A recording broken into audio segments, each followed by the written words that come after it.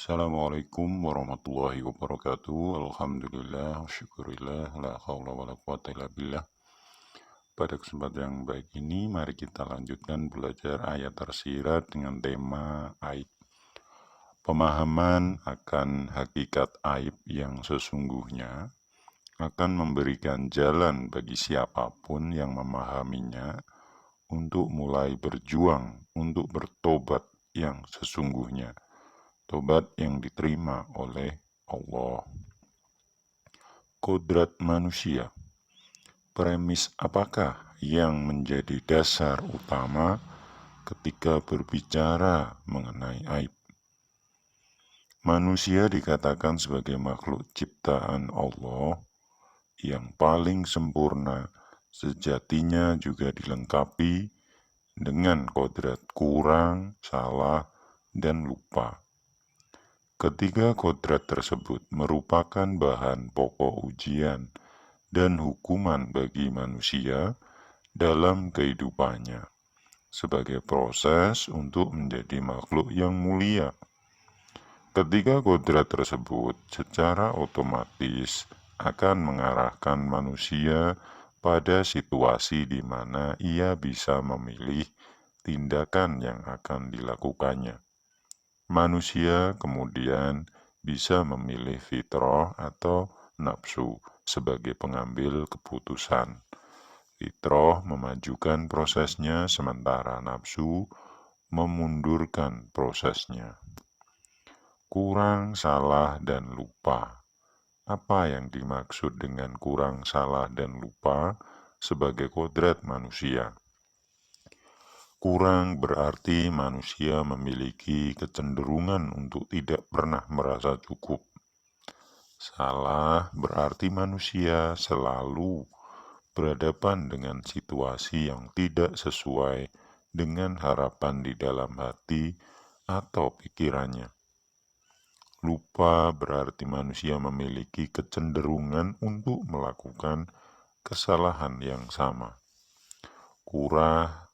Kurang, salah, dan lupa bukanlah sekedar kelemahan bagi manusia, melainkan sebuah sistem yang bertujuan agar manusia selalu menghadapi tantangan atau pilihan dalam pemikiran dan perbuatannya, dalam rangka menjadi pemimpin atas nafsu, makhluk mulia di hadapan Allah di alam nyata. Pilihan. Bagaimana kodrat kurang, salah, dan lupa mengarahkan manusia pada sebuah pilihan? Kurang, manusia bisa memilih bagaimana cara memenuhi kebutuhannya, apakah dengan fitrah atau nafsu. Salah, manusia bisa memilih bagaimana menghadapi situasi yang berbeda dengan harapannya, apakah dengan fitrah atau nafsu. Lupa, manusia bisa memilih bagaimana pengetahuan atau pengalaman atau ketidaktahuan akan situasi di masa lalu mempengaruhi perbuatannya di masa depan. Bahan ujian kemurnian niat. Untuk menciptakan kedamaian yang sesungguhnya di alam nyata, manusia janganlah memfokuskan usahanya pada penghilangan ketiga kodrat tersebut, melainkan fokus pada bagaimana menyikapi ketiga kodrat tersebut dengan selalu menggunakan fitrah. Aib. Apa yang dimaksud dengan aib? Aib merupakan produk alami dari kodrat manusia, yaitu kurang, salah, dan lupa. Aib dari kodrat kurang adalah ketidakpatutan manusia dalam memenuhi keinginannya yang tidak pernah terpuaskan. Aib dari kodrat salah adalah ketidakpatutan manusia dalam menghadapi situasi yang tidak sesuai harapan. Aib dari kodrat lupa adalah ketidakpatutan manusia dalam menghadapi kegagalan, menghadapi pelajaran kehidupan. Istilah ketidakpatutan digunakan karena aib dalam persepsi umum sejatinya berkenaan langsung dengan norma-norma masyarakat, alias tergantung pada nilai-nilai yang dipegang oleh atau mayoritas manusianya. Relativitas. Mengapa aib relatif terhadap norma-norma masyarakat? Memangnya tidak ada aib di hadapan Allah? Aib di hadapan manusia saja merupakan bagian dari kehendak Allah, bagian dari ujian peningkatan dari keimanan atau kemuliaan dan atau hukuman atas perbuatan manusia sebelumnya. Aib di hadapan Allah saja adalah penggunaan hak-hak yang sejatinya hanya milik Allah. Rasaku rasa suci dan rasa minta puji atau nafsu dalam kehidupan oleh manusia. Aib di hadapan manusia tidak selalu menjadi aib di hadapan Allah. Dan sebaliknya, aib di hadapan Allah tidak selalu dianggap sebagai aib di hadapan manusia. Aib di hadapan Allah dan sekaligus manusia adalah ketika menghadapi sebuah produk alami kodrat kurang, salah dan lupa. Aib bagi manusia. Manusia memilih menggunakan nafsu rasa aku, rasa suci, atau rasa minta puji dalam responnya, atau aib bagi Allah.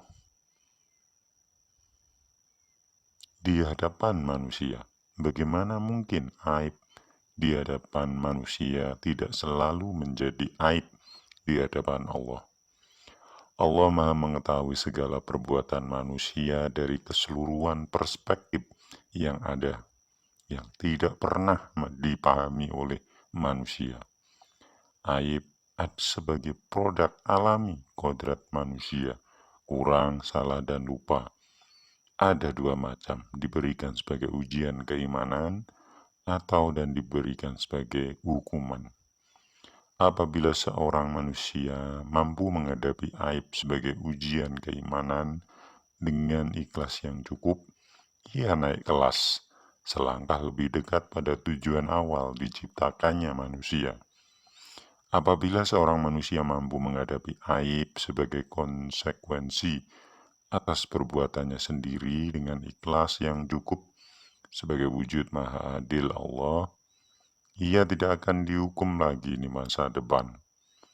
Aib di hadapan manusia bertujuan agar manusia tahu diri bahwa setinggi apapun kemampuan yang dimilikinya, manusia tetaplah lemah dan rendah di hadapan Allah.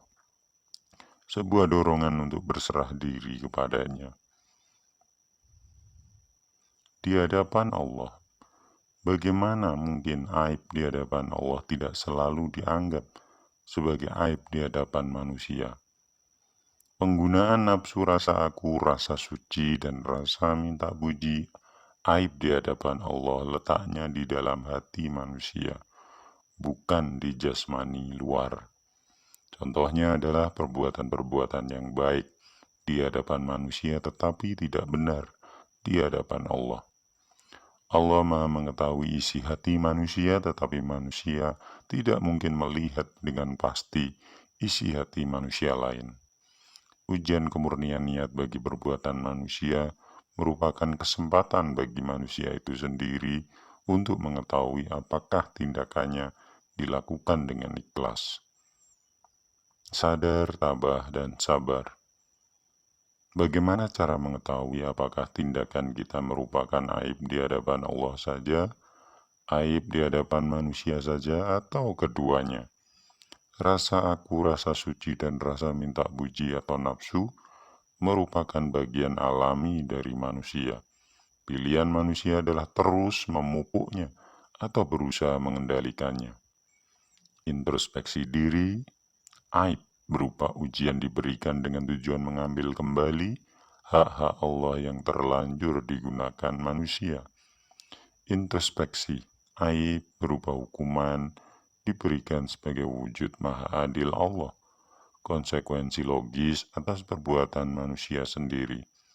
Sadar, tabah, dan sabar merupakan prinsip yang harus selalu dipegang dalam menghadapi ujian kehidupan, susah ataupun senang, untuk memastikan hidup manusia tidak sia-sia. Ngobrol dengan Yang Maha Kuasa. Apa yang dimaksud sadar, tabah, dan sabar dalam hubungannya dengan aib? Sadar, aib di hadapan manusia merupakan kehendak Allah yang memiliki maksud dan tujuan yang harus digali. Terdapat sebuah pesan yang hanya Allah dan diri kita sendiri yang akan tahu.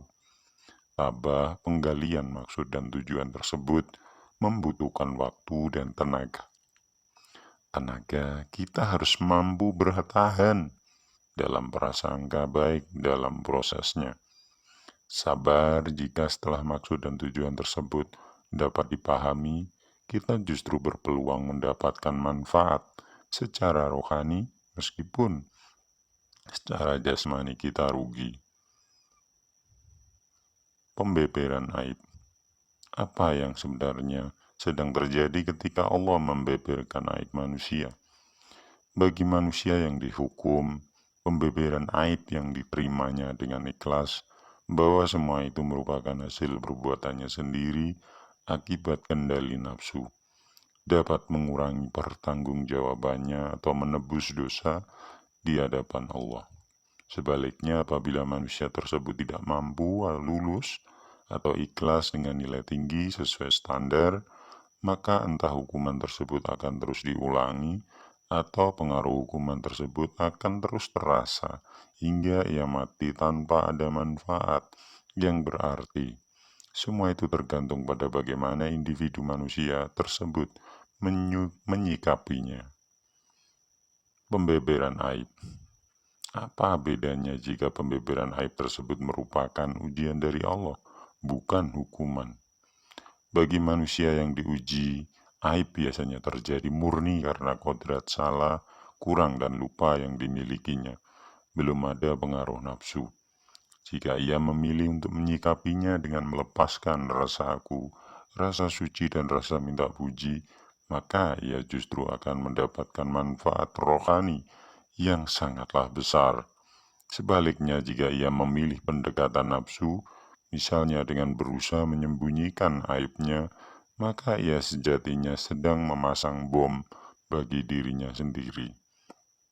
Aib sebagai ujian merupakan dorongan kepada manusia agar ia mau berserah diri kepada Allah. Menutup aib. Mengapa ada perintah untuk tidak menyebarkan aib? Karena rata-rata tingkat keimanan manusia di zaman itu mayoritas masih rendah. Kebiasaan menyebarkan aib sendiri ditakutkan dapat mempengaruhi manusia yang keimanannya cenderung rendah agar saling meniru tindakan tersebut. Perintah ini diberikan sebagai bentuk akomodasi agar secara kolektif tindakan mereka mampu terkontrol. Sayangnya, nafsu kemudian memelintir perintah ini untuk menjauhkan manusia dari taubat yang sesungguhnya di hadapan Allah. Mengakui aib di hadapan sesama manusia, terutama kepada mereka yang menjadi tumpuan rasa suci dan rasa minta puji, merupakan salah satu cara untuk melepaskan rasa suci, rasa minta puji yang digunakan manusia. Poros nafsu. Apa yang dimaksud dari orang lain yang menjadi tumpuan rasa suci dan rasa minta puji kita? Rasa suci manusia yang menjadi tumpuan rasa suci kita adalah mereka yang kita anggap lebih rendah kedudukannya, lebih inferior, atau saingan yang kita tidak boleh kalah darinya. Rasa minta puji, manusia yang menjadi tumpuan rasa minta puji kita adalah mereka yang kita anggap terhormat, mereka yang penilaiannya kita anggap penting. Orang lain yang menjadi tumpuan nafsu kita adalah lewatan Allah yang digunakan sebagai bahan untuk menguji diri kita. Lewatan dalam mengambil kembali hak-hak Allah yang gagal kita lepaskan atau tidak lulus. Mengubur aib. Mengapa ada perintah untuk menyembunyikan aib orang lain? Karena rata-rata tingkat keimanan manusia di zaman itu masih rendah. Perintah ini merupakan akomodasi bagi manusia yang tingkat keimanannya rendah tersebut, karena sejak dahulu kebiasaan menyimpan dan menyebarkan aib orang lain selalu digunakan untuk menyandera pihak yang memiliki aib. Karena kebiasaan membicarakan aib orang lain tanpa kesadaran yang tinggi dapat membuat manusia lupa bahwa dirinya juga kurang, salah, dan lupa. Akhirnya bisa mempertebal nafsu rasa suci. Jika manusia membicarakan aib orang lain dengan kesadaran yang tinggi, hal ini justru bermanfaat sebagai pengingat bagi diri sendiri bahwa suatu saat akan mengalami ujian kehidupan yang sama, sehingga kalau bisa tidak mengulangi kesalahan yang sama.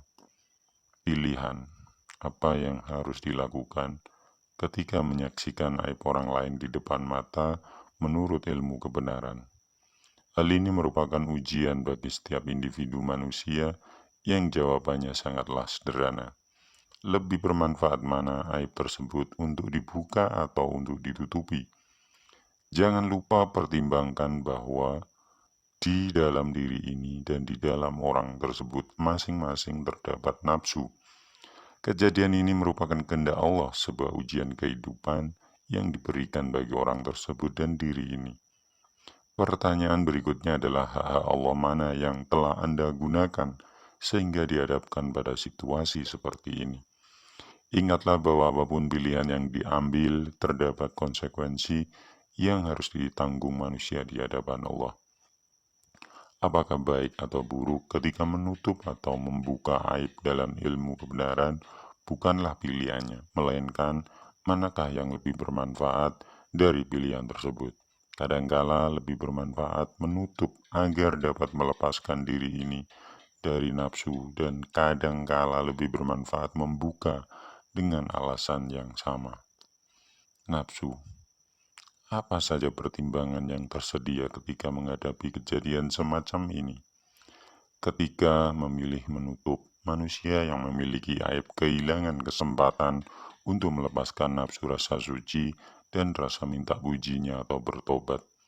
Jika kejadian ini ternyata merupakan hukuman dari Allah, maka membuka alias memaksanya untuk bertobat bisa jadi pilihan yang lebih bermanfaat.